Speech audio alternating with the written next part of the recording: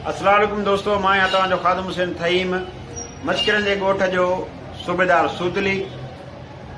जीअं त तव्हांखे मां हिकु ख़ुशख़बरी ॿुधाईंदो हलां, या ईअं चवां त मुंहिंजे लाइ त ख़ुशख़बरी आहे। असांजे दोस्त जेको अॻु में मशहूरु जो रमू रबड़ जे नाले सां असांजो ज़फ़र खोकर साहिबु, उनजो चैनल आहे यूट्यूब ते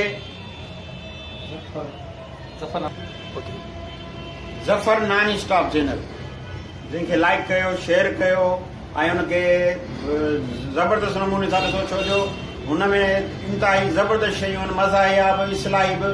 तव्हांखे इनशाला मज़ो ईंदो। Zafar non stop channel.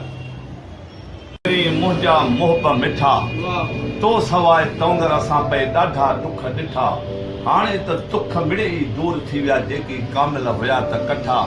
Ali Gohar जा अरबेला तो कया हन सजण भाग सुठा।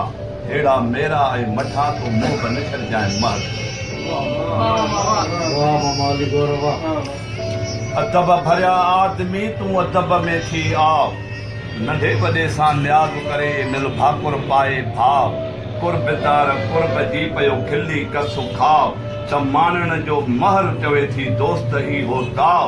वो हमेशा हया थो अचे कम असील। अदब भरिया आदमी तूं घड़ चङो घेरो। चङाईअ जो चाह सां पुरखी रखे जो पेरो। ऊचाईअ जो अली गोहर चवई गंदो कजो गहिरो। दुश्मन सां बि दिल में न वॾो रखे जो वेरो। पोइ तोखे दोस्त दिलेर मिड़ई चवंदई महर चवे। मिड़ई चवंदई महर चवे। ॾिसी हलणो हली मत कम ईंदई क़यामत ताईं हीअ न्याज़ ऐं निवड़त। ज़ारीअ साण ज़ुल्म जे इहा तड़े छॾ ताक़त। सुखियो रखंदे संगत में जा मिठड़ी आ मोहबत।